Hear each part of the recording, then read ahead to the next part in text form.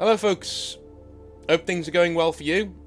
Hope your week is starting out right. It is Bank Holiday Monday here in the UK, but as they say, no rest for the wicked, or at least not for me. Got to get on with marking stuff, and now I'm having a break from marking stuff. For lunch, I thought I'd jump on and do my hobby nightmares for the day. Hope you're all having a wonderful day. If you like what I do, the Patreon button is down below. Make sure you go follow that if you want to be involved in the prize draw that is coming up this weekend. I think it's this weekend. Is it this weekend? Yes, this weekend. This Sunday will be the prize draw, the Sunday the 3rd. It will be for £100 worth of models from Composite Games. That is £100 worth of models free for you from Composite Games. That will be released and done on the 3rd of September. That is this Sunday. I'm going to release the time around towards the weekend. So you want to be involved in that? Either go on the Patreon or become a member of the channel. Either of those two things help me out. And also, while you're at it, if you get any models, make sure you head over to Composite Games and give them some love. They do a lot for the channel. And use the promo code Northern Exile down below to get yourself 5% off at checkout. So, moving towards the hobby nightmares. Kato says, hello, Chuck Northis. Call me Kato. I have done. A big fan of the channel, and I've been meaning to write to you for a while now, so here I am. I have a short little story for you, where I am the nightmare. They're always more interesting when the person writing the story is the nightmare, because I like to get into people's heads when they're doing this. Back in the early days of 8th edition 40k, me and a couple of my buddies were just getting into Warhammer. For anonymity, I'll be changing some names. My friends Dan, Jackson and I started off our Warhammer Fantasy journey, or Warhammer journey anyway, as White Scars, Dan, Space Wolves, Jackson, and Necrons, me. We would meet up at the local game store most weekends and play some games. My friends were very competitive, while I was just having fun telling the story of our matches, and to this day, I have never won a game. Here is where the nightmare begins. One Saturday, I scheduled a game with my buddy Jackson, who had just bought a brand new Land Raider for his Wolfen to ride in. Excited to test his new model on my easy-to-beat list of Necrons, we started our match. We set up our table and laid down our armies, and this time I had an evil scheme. Tired of losing and having my win rate lorded over my head, I decided I would kill his new Land Raider at all costs. I won the roll-off and was going to go first. Now, what I did was technically an illegal move, it turned out, stated in an FAQ released earlier that month. Dude, FAQs in casual games, mate, nah, not for me. Just play the rules as written. Jackson and I, not knowing this at the time, he was powerless to stop my first turn deep strike of 20 Necron warriors directly behind his Land Raider. With a shit-eating grin, I rolled 40 dice and hit with more than enough sixes to lance his Land Raider to death. Then came time to roll to see if it exploded. It did. No Wolfen survived, no warrior survived, and Bjorn the fella-handed nearly was at half wounds. I finally felt like I could win, and as I prepared to roll shooting for the rest of my army, I noticed my buddy was packing up his models. Without a word, he left the store and went home, leaving me behind, and he was my ride. Dude, come on. Come on, what a bitch. What a bitch. So he's left you behind and he was your ride home. Fuck this guy, dude. Some people in the shop were giving me the "that's not cool, dude" stare down. Why? Instantly feeling the wind leave my sails, I ashamedly packed up my army and called my grandpa to pick me up. I still feel shame for this game today, and I've lost touch with these two friends for unrelated reasons. I don't play much 40k these days, choosing to skip 9th edition entirely and focus on painting. I'll probably try it out in 10th though. Thanks for reading, Kato. Dude, you weren't the nightmare. You were not the nightmare here. Alright? You weren't. You absolutely were not. You got a rule wrong that was in the FAQ, fine, but yeah, he didn't know that. He didn't know that. And to be fair, you did a completely legal move. After being stomped on, God knows how many times, you did a completely legal move. You took out his Land Raider As far as you were both concerned, it was legal. You took out his Land Raider, no problem, right? And you carried on with the game. This guy's a bitch, mate. This guy's a bitch you can't take losing. Not just losing, he can't take things going against him, even for 5 minutes. And rather than bitching and moaning like, you know, most people do, he packs up his shit and leaves. He leaves you there. That's not a friend. You're not the nightmare in this scenario. For once, luck was on your side, and you did something cool in the game. His response to that was whinging, packing up his models, and leaving you high and dry. Get rid of this guy out of your life. If he tries to get back in, don't let him in. Okay? Cool. Moving on. Fenrika says, how's it, Mr. North? This is more asking for your opinion on 2 issues with our favourite gaming company, GW. If you have already covered these, then my apologies. I must have missed an episode. Okay. From what you said in your email, it looked like these were quite hobby nightmarish. So, because they cover your experiences. So let's crack on, shall we? The first issue is a melancholic one regarding the holy site of Warhammer World in Nottingham. I visited this holy place for the 2nd time recently with a couple of friends, who also have been there multiple times. We did the obligatory taking of selfies with the rhino out front. Some things just need to be done. We then made our way through the front section and then into the storefront upstairs. Games Workshop on the left and Forge World on the right. We went through the Forge World section as usual. Our jaws were on the floor looking at all of the Titans, Knights and Heavy Space Marines vehicles, including the fantastic Stormbird. We had lunch at Bugman's and then made our way out to the exhibition centre, all the while taking photos of all the model cabinets with the fantastic paint jobs on display. Everything was going great. Just like the first time we visited, the magic was still in the air. Now, for those who haven't visited the holy site and still wish to without the magic being spoiled, I recommend skipping the next section, please.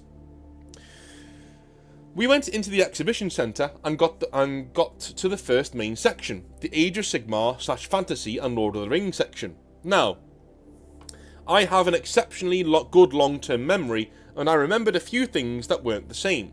Dioramas had been moved or outright removed, such as the Dwarfs vs Skaven War and the Mines diorama that I saw on my first visit. No, they got rid of that? No. That was one of the best ones. Dwarves against Skaven in the Mines. It was amazing. Can't believe they got rid of that. That was replaced with the exceptionally well done Ossiarch Bone Reaper Palace of Bone. Now, I have no problem with dioramas being changed or removed, but it's sad to see the old dioramas go. But it is great to see new ones. But the problem soon became apparent to me. I started to notice that models and some armies were missing from the army display sections. It first started with the Lizardmen section. I point blank refused to call them by the Age of Sigmar trademark name. I noticed the massive awesome model that is the Dread Saurian was missing. This then flipped the switch in my head when I started going around the army displays for the first room, taking photos and noting which displays looked less than what I remembered. The first trend I noticed was that the Forge World kits were largely missing. Not all, but enough for someone like me to pick it up on. Then I noticed that 90% of the fantasy range was either gone or cobbled together in the Age of Sigmar armies that they go in. I know that fantasy is dead, but, I mean, or is it? Total War sends its regards, I guess. And that a small amount of the range was merged into the Age of Sigmar range, but I was operating under the assumption that the exhibition centre was a showcase of all the Warhammer models that they have created, with army showcases to show exactly how they looked, done by the professionals. Am I wrong in this assumption? Since you did work with the company in an age past, I was wondering if you were ever told anything different about it. I wasn't. The last time I saw... So I always remember when I did my interview to become a manager, and my first interview was at Lenton, was at Warhammer World. And after I'd done my interview, I said, you know, do you mind if I go around and have a look at the exhibition and stuff like that before I get my train? And they said, yeah, man, go. You know, here's your pass. You can get in, do what you want. So, you know, I got in there for free, which was nice, and I walked around, got my free White Dwarf, which was nice, with my Games Workshop staffer's badge. They gave me my free stuff. And I walked around, and it was great. And a lot of things you're mentioning that aren't there anymore were the things I was most excited about. Actually, one of the best things I loved was the Primarch showcase, where they had all the Primarchs in a row. I've still got my photographs on my phone of all those Primarchs that I had photographed all there, done by the professionals behind the glass. It was amazing. I loved it. And in fact, if you're friends with me on Facebook, they're still on there. Like I've got a full gamut section. My favourite one was the Eldar. It was like the Eandin Eldar fighting on the lava pit base. A huge diorama. I loved it. It was brilliant. Absolutely brilliant. But a lot of those are gone now, and that sucks so much. I mean, you do need to change things up. You know what I mean? You can't keep things the same forever. Like, I'm fully one of those people. Like, you know, if you go to Warhammer World and you pay to get in years apart, you should see new stuff. I'm not against that at all. I'm kind of against like getting rid of things and making them lesser, though. If you're just getting rid of things and not replacing them, that sucks. People are paying to get in. You can't do that.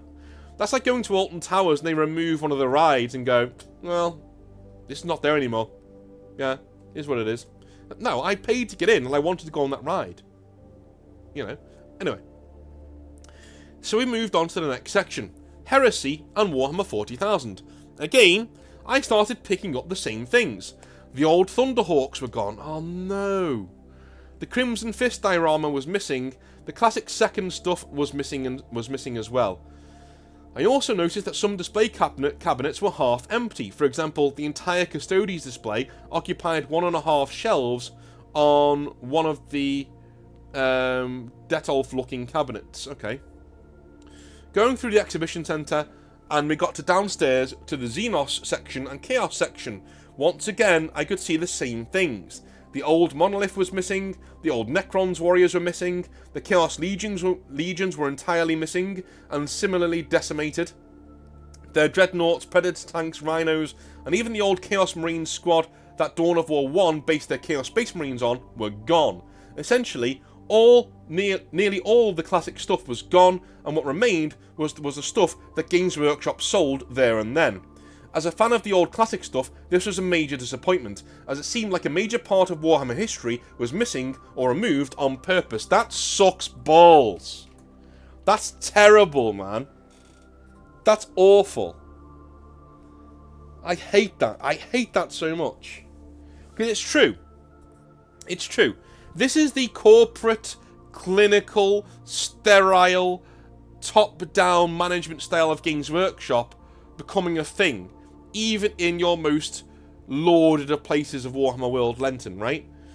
Warhammer World should be a celebration of all Warhammer from the very start right up the way through to modern stuff. To say that we can only show stuff in our cabinets that we currently sell, that's bullshit. That is bullshit. In your Games Workshop, fine. Only show stuff in your cabinet that you sell, that's fine. Even in the Games Workshop upstairs in Warhammer World, yeah, fine. No problem.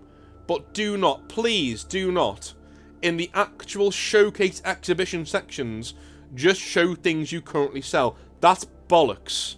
It should be a trip down memory lane, and it should be heritage. This is our Warhammer heritage, and it should be preserved. It should all be there. Right from the first Space Marine ever produced, all the way through to the modern Space Marines. Warhammer Fantasy should be there. Pride of place. This is what Warhammer used to look like. The jousting scene should be there. It should all be there, dude.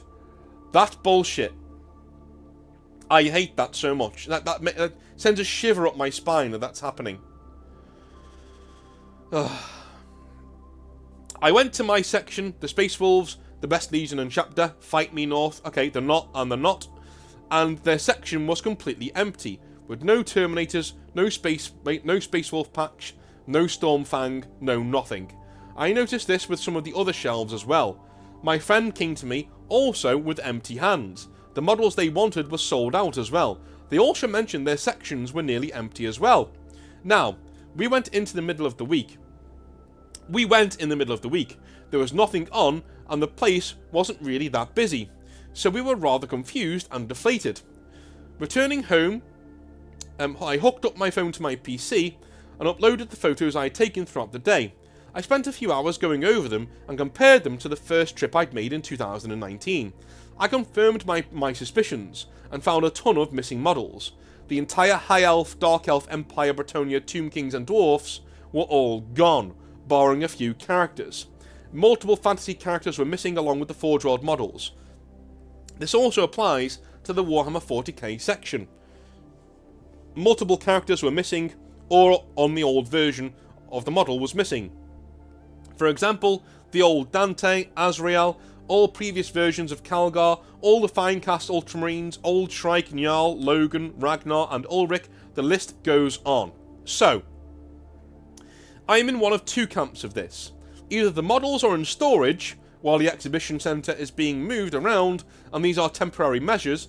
To be fair, dude, if those are the measures put in place, they should tell you before you pay to go in the exhibition centre. Right? It costs money to go in. They should tell you before you go in. That's bullshit, that. The other camp is that someone has decided to get rid of the old classic models from the display and only have what Games Workshop are currently selling in an effort to sell the current model range and rewrite the history of what Games Workshop previously was capable of. What are your thoughts on this? Okay, I'll read your second section next time around, man, but my thoughts on that are, that's tripe, and I think it's a combination of both. I think they're updating the dioramas with newer stuff that they actually sell, right? But in the meantime, they're only putting stuff out there that they actually sell. I don't like it. I think it's bullshit. As I just said, Games Workshop, Warhammer World Lenten, your exhibition centre should be a heritage of Warhammer from start to finish. Not just what Primaris Marines you're selling this week. Okay? Cool. Moving on. Deadbolt Joss says, hello, Deadbolt Joss. Hey, North. Joss here. Former Games Workshop employee and current store owner in Calgary, Alberta, Canada, after moving 3 years ago. I have a short tale about Mike, a good man, a Games Workshop manager who was pushed a little too far at a group meeting. Now, I had been a GW staffer before becoming a manager and eventually got my job through sheer luck and timing. Mike was a manager in my local sector of stores and was considered the old guard and leader of our motley group. Those of you who don't know, most Games Workshop stores operate just like this. You have several stores around a local area that all talk and exchange stock, ideas, and meet up to do things. Not all sectors do this, but some do. Ours did. Yeah, unfortunately, this is North talking now, unfortunately, mine didn't. My store's sector, quote-unquote, consisted of a lot of people tattling on each other and being quite bitchy, especially at recruitment meetings and things like that, at retail workshops and things. Wasn't a nice place. I didn't really get along with any managers around my local area. Didn't speak to them because, in general, they didn't want to speak to me. And yeah, it's one of those things. It was quite politically charged, and it was quite backstabby, and it wasn't for me, so I didn't engage with it. But I'm glad you did. I'm glad you got your sector was pretty cool. Mike looked after us by giving us weekly phone calls, each where we would sit and gab for a bit, going over thoughts and experiences, fears and things that were making us all nervous about the job. He would insist we do this in store time, at an appropriate time for us. He'd make the time when he could, so as not to take time away from our families and friends. He insisted we always leave the store as soon as it closed and we'd done our banking for the day. Positive work-life balance and all that. That's very refreshing to hear. That is very refreshing to hear. I now need to share something. Mike was not paid for this. This was not a part of his role. He was not our boss. He was just another store manager in the local area who had seniority because he'd been there the longest. He did it voluntarily, because he was well aware of the politics of working for Games Workshop and how it can grind people down. He was always a voice, a rock of sorts for all of us, and we were totally grateful for him. I only lasted as long as I did in the job because of him. He resembled the good-looking dwarf from the Hobbit movies. What was his name? I can't remember. Anyway, moving on. Yeah, I don't remember either. We'd get together a lot and talk shop. Literally. And to be honest, He was just an all-round good guy. The thing is, we didn't really realise he was shielding us from quite a lot of shit from on high, and he was being slowly ground down by it. Our stores generally did their own thing, and upper office didn't like that, but instead of coming to us because we were new, they went straight to Mike, and he told them where they could shove it. I guess he's been there so long that, you know, they can't really get rid of him. We just got used to his presence and his guiding nature. I did notice, though, that at gatherings for training, he would go from being laid back to actively resistant to some of the ideas being put forth by head office. You see, Mike was of the old guard, and I mean old guard, as in the early noughties, late 90s variety. To him, the clue of what Games Workshop did was in the name. Games Workshop. Games in capital letters. We should be allowed to play games there, and that's it. As resistance to this idea grew, so did his irritability to those who pushed the corporate message of no games in stores, quote unquote. 1 October, I won't say the year to keep people from being doxxed just in case, we headed to Nottingham and to a hotel for a big company get-together. It was essentially what is referred to as a retail conference or retail workshop, where all retail managers head to get to know each other and do some training. I know you've covered this before in some of your videos. Oh, so you'll know what this is. Yes, I do. Right, so yeah, a retail workshop is essentially, like, my first retail workshop was pretty cool because they'd gone to a lot of effort to make sure that we were all taken care of. And even when I walked in, I was greeted in my room. I was greeted with beers and with a Dark Imperium set, the smaller Dark Imperium set, just for free, just all there. And that was really, really cool. I love that. They were taking real care of us. Problem is, the politics that went along with those things that you were given weren't really that nice, but moving on. Anyway.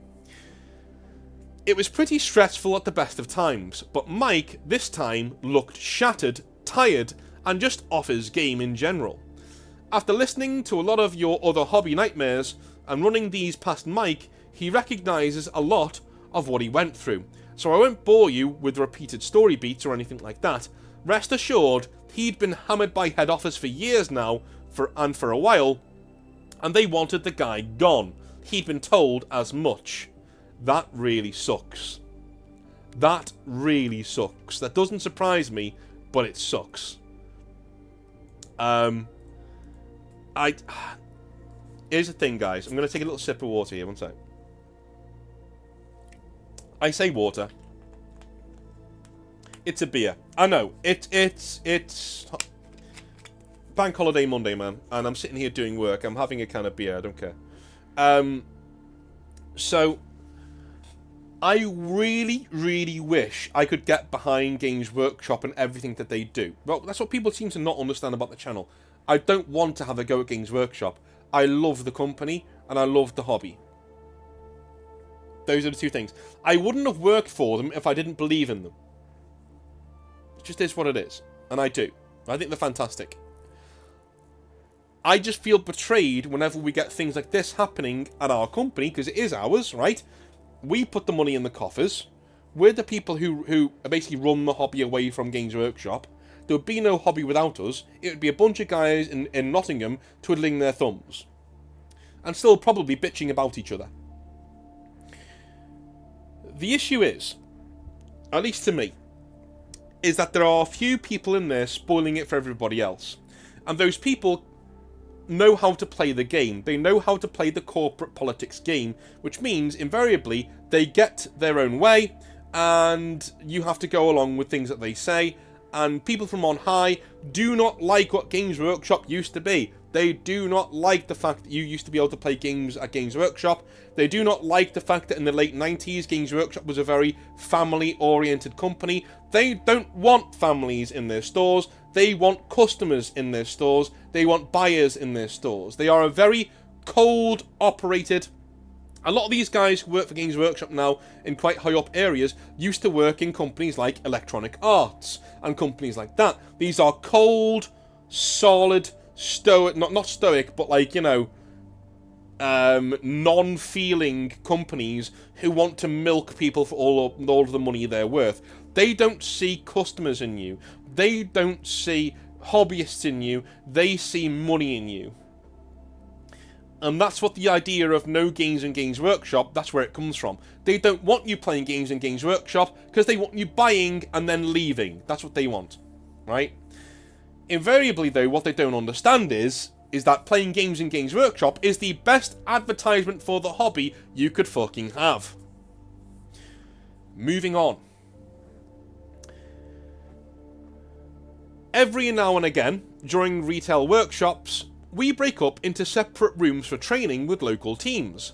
Ours was one, and our sector was paired with a few others to talk stuff over. When the subject of gaming in stores came up, our trainer, another manager, with a bit of a Jason-like rep, I like how that's becoming a thing, with a bit of a Jason-like rep, as in, he was arrogant, snooty and brown-nosed, a lot of people higher up than him, the trainer simply told us that the gaming in stores was to be at the introduction table, and that was it. Mike coughed and put up his hand. Here we go. "Is that a straight directive?" he asked. "What do you mean?" asked the trainer. "Well," Mike mused, "is that something you've been told to say officially, or is that just your opinion? Because either way, it sucks balls, dude." I love it. Either way, it sucks balls, dude. The trainer was not pleased. He admonished Mike for his language. What? Oh, sucked balls. Okay, fair enough. He admonished Mike for his language and told him it was a straight directive from the very top. There were a lot of us in the room at this moment, and the place went kind of silent. You knew something was bubbling here, and that Mike was kind of at the end of his tether. "So let me get this straight," Mike said. He said, counting stuff off on his fingers. And I quote, "We sell games. We sell models for games. We make sure people can play games. We are called Games Workshop, but you can't play games in our stores." "Exactly," the trainer said, not reading the room at all, thinking he'd finally broken and gotten through to Mike. Mike just shook his head. And I quote, "When I walk into Game or Game Station," for those of you who don't know, Game or Game Station, those are video game retailers in the UK. "When I walk into Game or Game Station, do you know what I see? Gamers. Video games. Do you know what else I see? People playing video games and having fun. Watching others do something cool makes you want to do something cool as well." "Ah," said the trainer, "you can do that at your introduction table." Quote from Mike, "Yeah, a table with 2 squads on it, and a game that barely touches on the rules, in which I have to devote all my time to, missing out on sales opportunities elsewhere, you mean?" He's right though, Mike said. The trainer was rapidly losing it with him now, but he's right. If you are at an introduction table, you have to spend your entire time and effort on running that introduction game for somebody, whilst people come into your store, walk around, and walk out again. These people want you to do 5 things at once. They want you to split your body into chunks, run the introduction table, and go around and adjudicate the store. You can't do both. You can't. Right? I've only ever seen it done in a multi-staff store. If you're on your own, you can't do them all at once.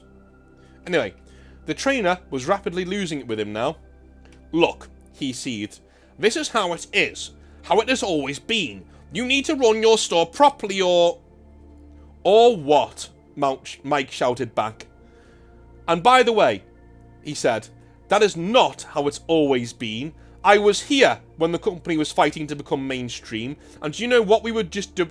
And do you know what we are doing? Just sorry, I'm going to read that again because I think he's misquoted here. Okay, I was here when we were fighting to become mainstream, and do you know why we're mainstream now?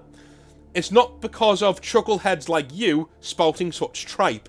It's because we played the game in the stores, show how it played. We worked so hard to get the hobby to where it is now, and we get to see useless wankers like you with nonsense degrees in social science nod along to corporate dudes who've never even been in a fucking Games Workshop store tell us how to run it and be a success. I won't fucking do it. Shit. Close quote. Fucking hell. Oh, that's an evisceration. If that seemed long from my memory, Mike wrote that from his own. Because I asked him to. I was sitting there going pale at the time, knowing we had lost our protection. There was no way Mike was going to stay in the hobby or the company after what he just said. We were an enclave of game players in our stores, and all of our solace had just blown itself up. The trainer just smiled. I suppose I'll have to take this up with management then, and I will. He'd gotten his man, I guess. Mike shrugged, and I quote, "No need, mate. I emailed my resignation this morning. I'll be going for a pint now, alright." It was 1 PM. He stood up, winked at me, and walked out. Fucking Jesus. I want this. Oh my god. This guy's the guru. This guy's. I want to learn from this guy. I'm not going to lie. I felt a little bit betrayed that he was leaving with no warning. But looking at him smoking his pipe outside, it was like a weight of the world was coming off of his shoulders. He looked at me and told me to get out while I could, and so I did.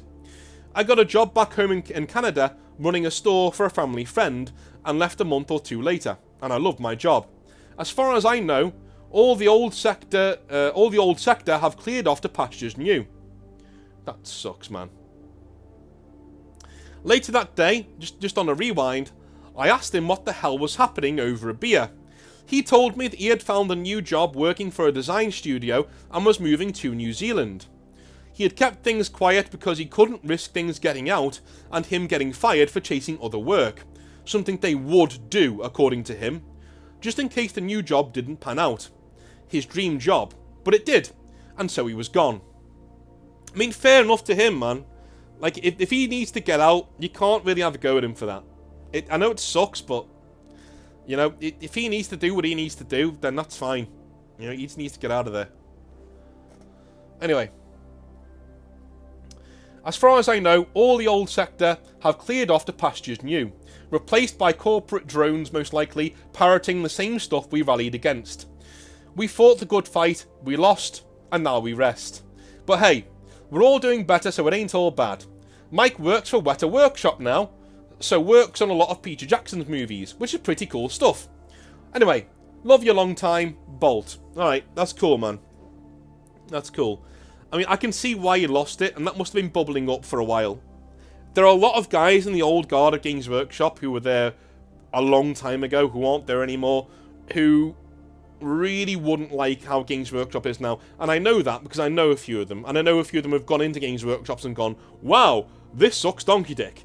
Yeah, it does, because it's no longer a community store. It's a store where they sell your models, right? It's not a place to go, and it's not the mecca. It used to be the mecca of the local hobby scene was the Games Workshop. That is no longer the case. It's becoming quite a lonely hobby where you have to go and find where to do it yourself. Games Workshop used to be the champions of the hobby. They used to be the guys who were making sure that you had spaces to go and do your hobby. When you saw that Games Workshop logo, you thought, great, there's a place for me to play some games with my friends. Now you see the Games Workshop logo, or the dreaded Warhammer Only logo, and you think, oh, there's a place where I can buy some fucking paints. Anyway, love you a long time. I'll speak to you tomorrow for another hobby rant. I've got it all written out already. I did it over the weekend, so it should be a really good one. I'll see you tomorrow. Love you a long time. See you then. Bye now.